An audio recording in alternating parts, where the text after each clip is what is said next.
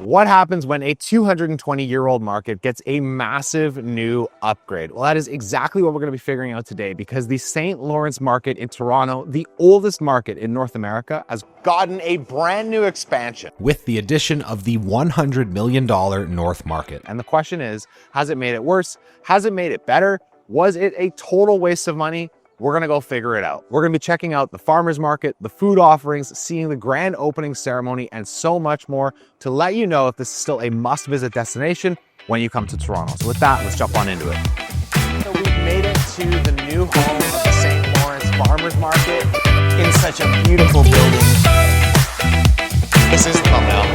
We're at the market. Voted the best food market in the entire world in 2012 by National Geographic. The market is home to 120 different vendors and is a critical piece of Toronto's lively food scene. But if you talk to anybody in Toronto, they'll say that this market's been a little bit of a miss recently. And that's why this transformation is so important. Because what was once considered a massive cultural hub for the city, where Toronto locals could buy groceries and shop delicious food, has become a bit of a tourist trap. But with the brand new North Market, it's said to be ready for the next 200 years of history. So we got to figure out if that's the case.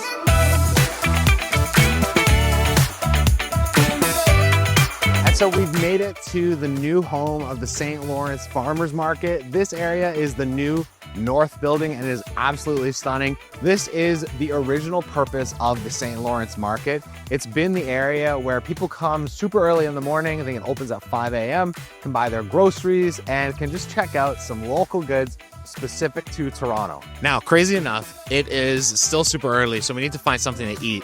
But this area, even though now it's a market, it actually used to be the original city hall and even a jail at one point. But there's so much here that looks so good, we gotta figure out what we wanna get. All right, and to kick things off, we have the owner of ChocoSol here. He's gonna tell us a little bit about his company. We're a Artisan, Toronto-based chocolate company. The company started in Oaxaca in 2004 while I was doing research on solar concentrator technologies. I learned from Zapotec grandmother in Oaxaca how to make a traditional chocolate. And one of the things that really stuck out for me was how in Oaxaca, chocolate is food. It's not candy. Fast forward 20 years, and I've been building this intercultural bridge between Oaxaca and Toronto. We're growing and popping our amaranth locally. We're sourcing our pumpkin seeds from a farm in Sarnia. And 100% of the labor and the packaging is all being done here in the region. But our favorite thing to do is to come to markets like the St. Lawrence Market, where instead of working with consumers who are nameless and faceless, we get to work with customers. We get to work with real people. What we at ChocoSol focus on doing is making dietary friendly chocolates free of dairy, soy, gluten, no nuts, and preservatives.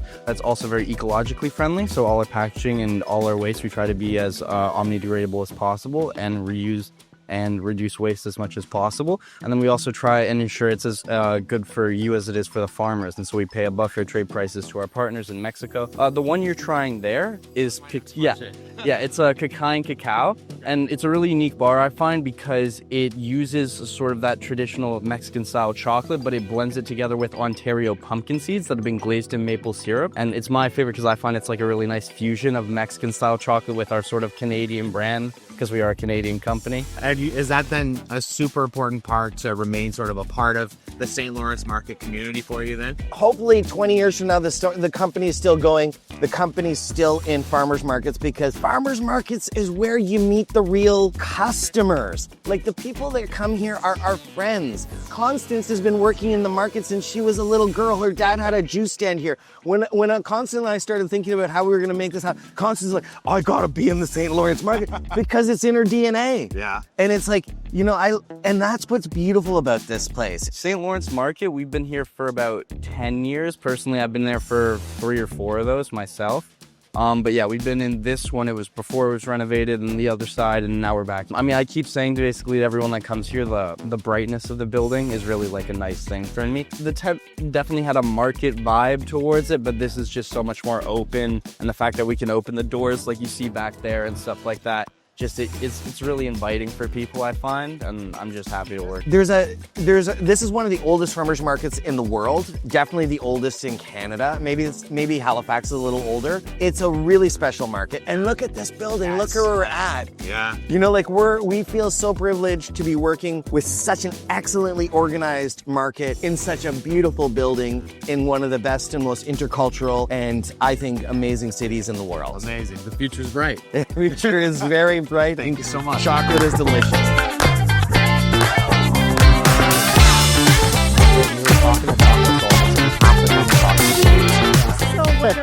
So we're here now with Montforte Dairy. Came as a highly recommended booth to check out from our friends at ChocoSol. Would you mind introducing yourself and telling us a little bit about your business? Sure. Hi, I'm Susie. I work for Montforte Dairy in Stratford, Ontario. The business is owned by Ruth Clausen. She's had it for about 35 years. It's an artisan cheese company. Everything's made by hand. We're pretty proud of what we make, and we try to stay local, which means the farmers bring their to us, either goat, sheep, water buffalo, or cow, and we make everything by hand right at the dairy.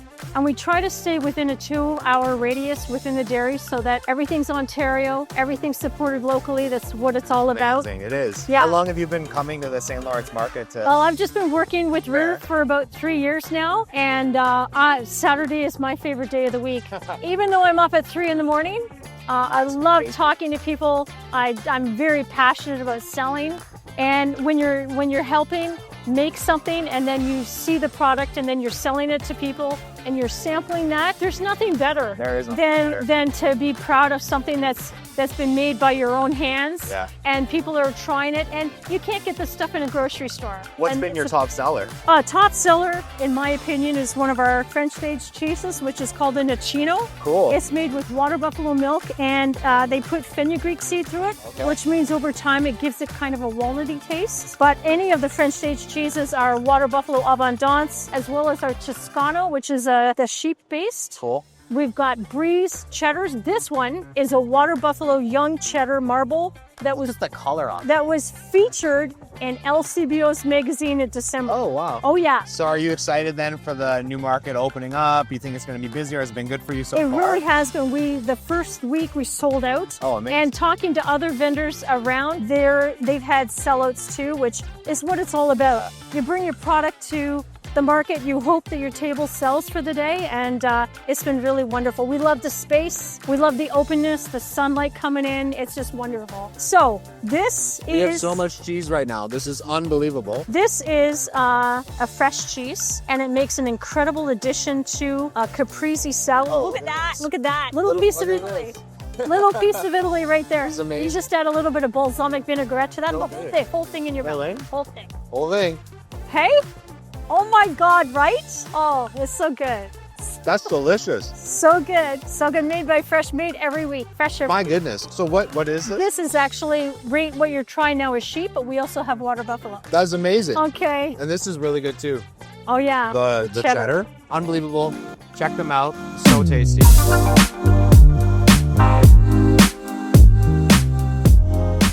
Hello, I'm Kathy Ronsetti, and this is my stand, Doodles of Strudels. I've been a vendor here for the last 24 years. Wow. The new building, I'm just loving it. Has it been impactful? Have you noticed a Absolutely. difference? Everybody in the whole market is very busy, and that makes for a very happy market.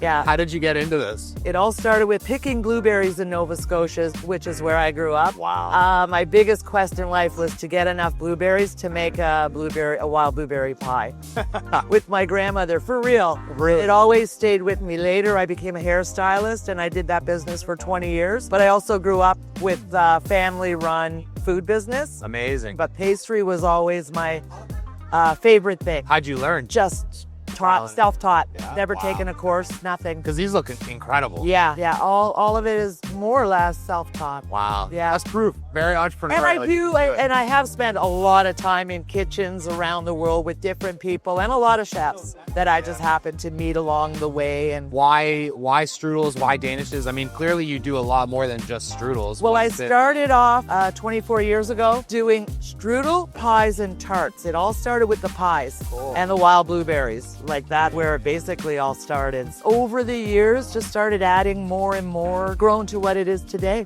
What's been the most popular seller here at the market? There's not one. It's all going. There's like it all looks incredible. there's 5. And is everything made with Canadian ingredients? Yeah, more or less. Like, you know, we don't grow lemons here, and I'm doing lemon meringue pie. Fair. In the summer, now that rhubarb is out, Yes. the whole season does change. I'll start with the rhubarb pies in about a week, and then I'll start doing the strawberry rhubarb. And as everything comes into season, all of my pies are worked off of the season. Amazing. And it's all Ontario. And all of the fruit in the Danishes, with the exception of cinnamon and lemon, you know, that's all Ontario fruit right there. And they're all handmade. It's all artisan. That's the goal. That's the goal.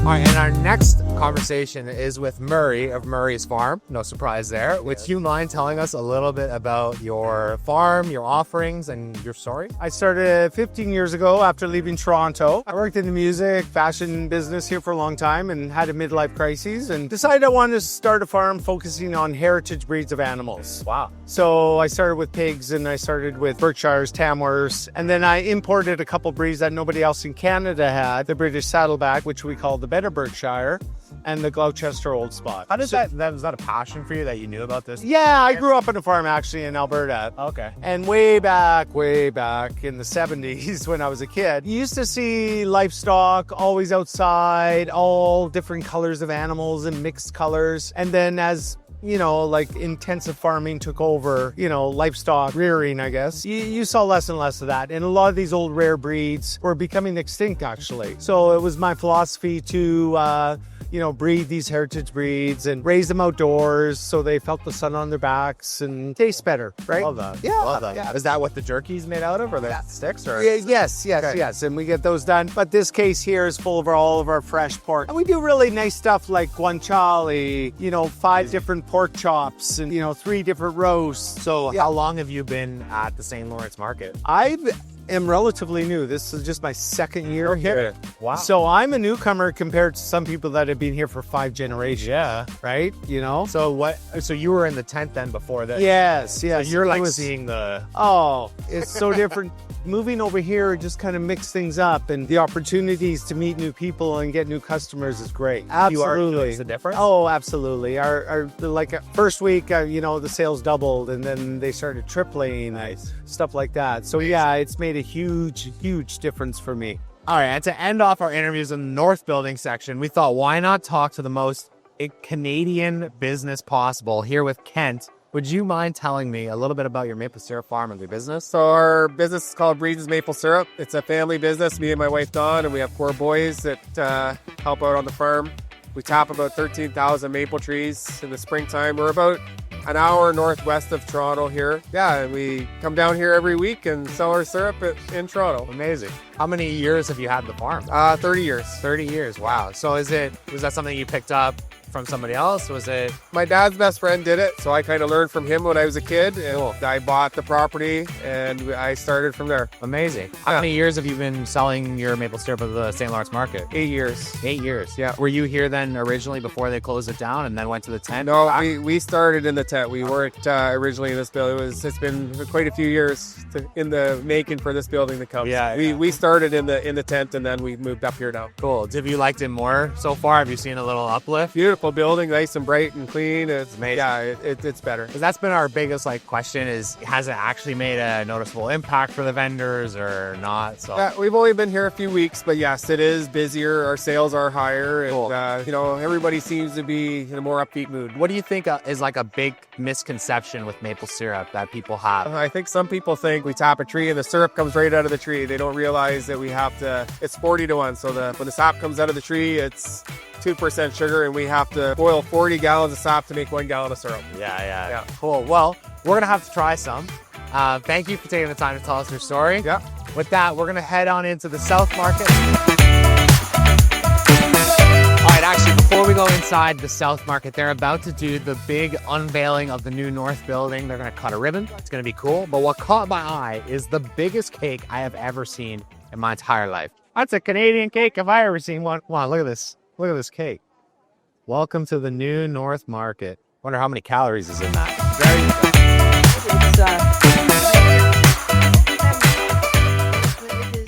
And before we go into the South Market after the grand opening, it's worth noting that the St. Lawrence Market is located in one of the most beautiful areas of Toronto, the Old City. You've got these crazy brick buildings that were here since basically the starting days of the market in 1803, which leads to an incredible atmosphere that alone is worth coming to this spot of the city to check out. So we're gonna head into the market and hopefully show you guys the best of what the South Market now has to offer, because it truly is the main attraction.